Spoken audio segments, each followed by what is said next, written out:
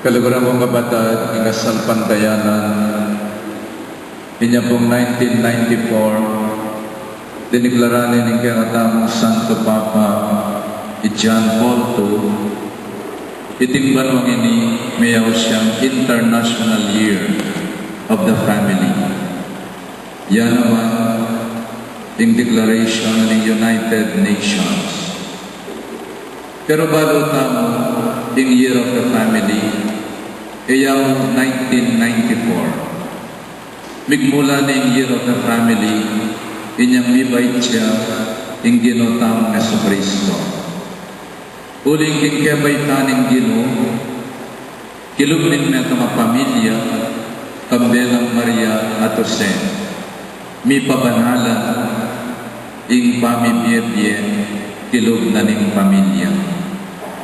At yung pamilya yung maging dala ng kaligtasan ng metong tao. Kapamilata ng pamilya, miyubog tamo pangatao. Kapamilata ng pamilya ng parokya, miyubog tamo kasalpantayanan at panga-Kristiyano. King pamilya, miyubog yung puso ng tao, ing kaisipan ng tao, ing katawa ng tao, ing pamakyabe ng metong tao, as nane pong kaulaga, ing pamilya. There are good citizens, and there are good laity, there are good Christians. Bunga nun ni maya a pamilya. But dear brothers and sisters, so much so na yung pamilya ausan din malaking Santa Iglesia. It is the domestic church, the church in the family, the church in the home. Uling kim pamilya, karintang maranasan, ing lugod ng Diyos, kapamilatan ding lugod, daring kakatamang pengari. Kapamilatan daring lugod, kakatamang kapatad. Kapamilatan ng pamananggap tamo, king metong at metong. Kapamilatan ng pamerayang tamo, king sarili tamo, king metong at metong. Kapamilatan ng matakaran tamo, kitang metong ang misyon, para sa ning balang pamilya. Sumangit yung nakalakapagsubukan pagkaan ng king pamilya. Manatili ang matataging pamilya, abobokloranan ng lugod. Kaluban ng Jesus, Maria Jose, kakalatialangan ang pagsubok, king karelang biya pamilya. Mintana Ehipto to save the child from Herod. Mibiyabiyada ito, migbalik lang, king Nazareth. Dakalya daralanan ang pagsubok ing pamilya. And God is the director of our families. At ing kasantingan po ng milyar ng Jesus, Maria Jose, kapamilatan ng paninap, may ganap ing plano ng Diyos. O yung may tumahabang karimbalang pamilya, tamo patugot maninap, uling karim paninap tamo, susundunin nga kung yun, ing plano na, king balang pamilya. Maninap ka, pamilyang Kristiyano. Uling ka rin paninap mo, susundunin Diyos, ing masanting ng pamalang parakya. My dear brothers and sisters, itamo pong kapampangan, o tang sasalangit tamo king metong mabaling, nanay sasabihan tamo, dispo, di nga liwa tao po, itang kapampangan, dispo. Tingamanong dispo, manibatsakin Diyos po. And before we realize it, o tanga din taong daratang karempi bale-bale tamo, daratang nga nakatamo ng Gino, dispo, Diyos po. At yung bumetong babae, Sister Razon, at inyang ikitak ng lalaki ka't ang harap ng kayang bali. Matwala, maputilang makabalabalba, makamaputila imana. Tinibay ng son at kitnangan o rin ng atlong lalaki. Dispo nga na, nanubuing asaw po kaya kayo. Salangi kayo po, papagmeriendan na kayo, painuman na kayong marimlandan. At suwing asawa mo nga naning metong, alayo po mag-obraya. O dali nga na po tanang alas 5, o tandatanging asawa mo, karin kami salangi, king balemo. Migpakilala la rin ang atlo, in lagyuning metong lugod, in lagyuning metong kayamanan, in lagyuning metong tagumpay. At yan datang asawa ng aswan, sweetheart nga natin tamong atlong bisita kaya daking kilwal ng gate, manenaya na. Ninumpasalang yan tamo, tunggal-tunggal na mo ka nang pwedeng lumugking baleta.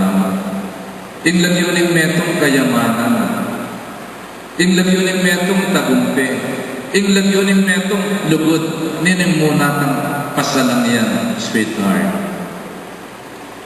O ikanin, burin mo munang pasalang yan. Ay, muna natin pasalang yan ng kayamanan. Bang managanata mo ka rin kayamanan ng baleta. At sabi ng asawa na una tani tagumpe, bang managumpe lang ang diyang pamalak na. At sabi ng anak ng malating babae, Daddy, Mami, muna yung paluban ng lugod. Huling ang doldo, may papatay kayo. So, tinipaya, wapin naman, ng asawa na. Muna yung paluban ng lugod. So, tinipaya, idangason at sabi na, may sabi na kayo kung may asawa, ing muna naming pasalang yan ng lugod. Yan talaga dyan lugod, tinukita gumpe ang po'ing kayamanan. Abababangan ng danson, pisabi tamo po, tunggal-tunggal mo yung lumog. At nga ng lugod kaya, patsepo pe pasalang yung lugod, tukiya naman yung kayamanan, ang po'ing tagumpe. Nung kayamanan, yung pepaluban nyo, yung lumog. Nung tagumpe, yung pepaluban yung lumuna, yung abuddiling lumog. Pero uling inunayo po, patsepe paluban niya yung lugod. Kaya rin tagumpe, ang buwing kayamanan. Nanan may kayamanan walang lugod, maging masakim ka. Nanan may tagumpe na wala kang lugod, maging malupit ka. Namin bulaganan ng tagumpe at kayamanan na walang lugod. Niya pinumatinta mo sana, pasalang yan, karing lugod, karing pamilya tao. Ngiling darat ang 2014, saan may kalugod? Pabanalan mo yung pamilya mo. Pakayapan mo yung sugat ng pamilya mo. Dinan mo kayo sika ng mamatawad, kinuli ng lugod. Dinan mo kayo sika ng tanggap king metong kinuli ng lugod. Dinan mo kayo sika ng mga lingwan king sugat ng may labas, alang-alang king lugod. Sana pasalang yan tayong lugod, kareng pamilya tamo. The war is over. The Cold War is over. Pasalang yan tayong lugod, kareng puso tamo.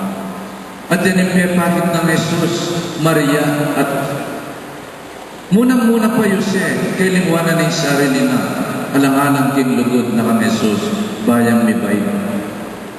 Tiyanin Maria sarili na, alang-alang king lugod na kang Jesus, para may bayit siya mo in talapagligtas.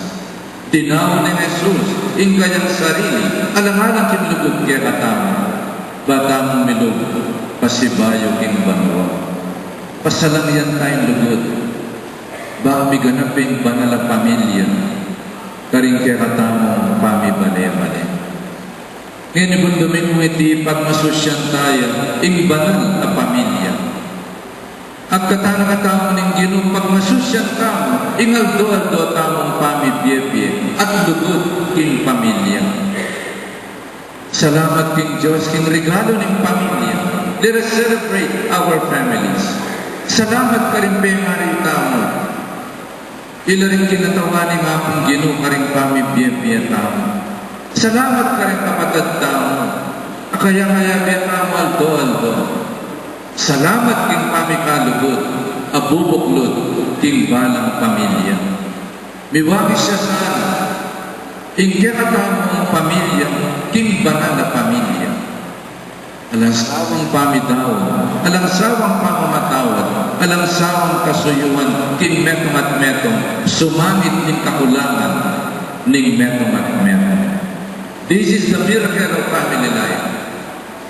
O at may papananggap tamo, sumangit ning kakulangan, ning metong at metong. Mo itang tatanggapan me, gaganapan mo, ing kakulangan, ning metong at metong.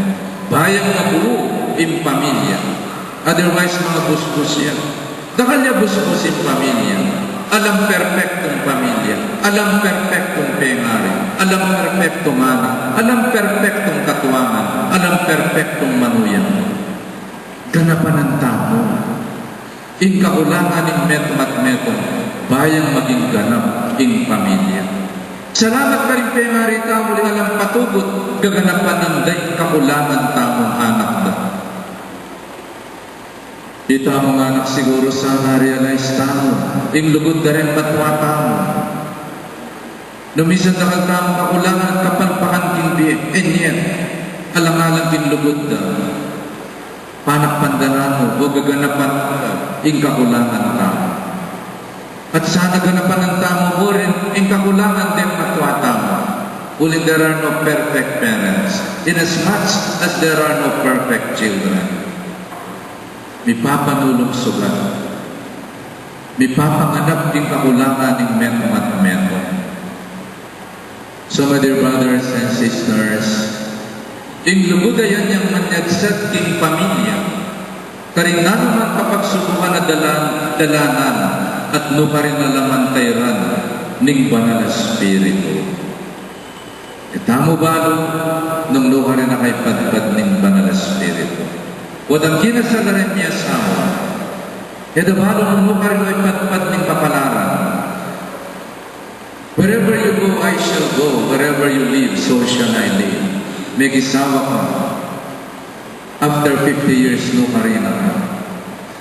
Mo isipan niyang kasal pa, miras ka Amerika. Mo isipan, may tatag kayong negosyo. Mo isipan, after 20 years, maging successful kayo. May yari lang ang diyang anak yun. Mo isipan nung luha rin na kay padpad. Mo balo nung luha rin na kadala ng kapalaran. But you have God and you have each other.